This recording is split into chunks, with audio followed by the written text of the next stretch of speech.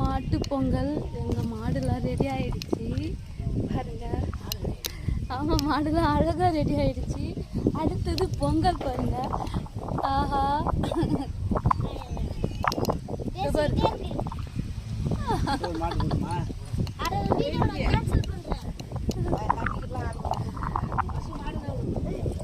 ஐயோ விட மாட்டேங்கிறானே. மாட்டுக்கு விட்டுங்க பார்க்கலாம். ஐயோ விடுறா.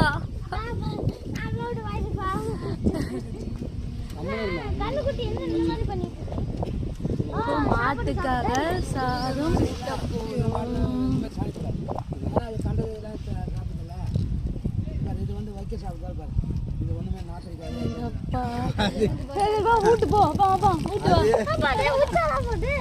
இப்ப மாட்டு பொங்கல். அதுவும் ஃபர்ஸ்ட் மாட்டுக்கு தான் ஊட்ட போறோம். மாட்டு பொங்கல் என் பொண்ணு பாரு, அவளை காட்டக்கூடாதா? எங்க அப்பா மாட்டுக்கு சாப்பாடு ஊட்டுப்பா.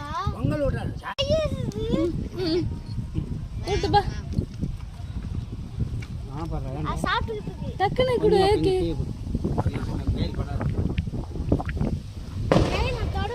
இந்த மாடு சாப்பிட்டுச்சு. அடுத்து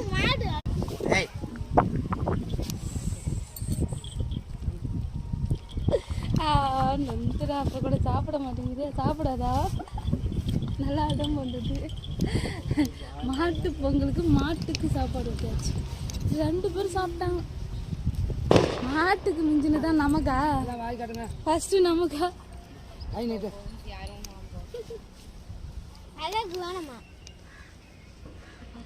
ஒரு பொண்ணு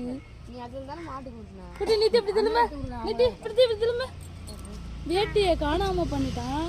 வேட்டி இல்லாத பொண்ணு அது நல்லாதான் இருக்கா? ஏன் வேட்டி கட்டினேன்? ஊரில் மாட்டு பொங்கல் இப்படிதான் எங்கள் அப்பா வச்சு பொங்கல் வச்சுட்டாங்க. கிளம்பிட்டாரு.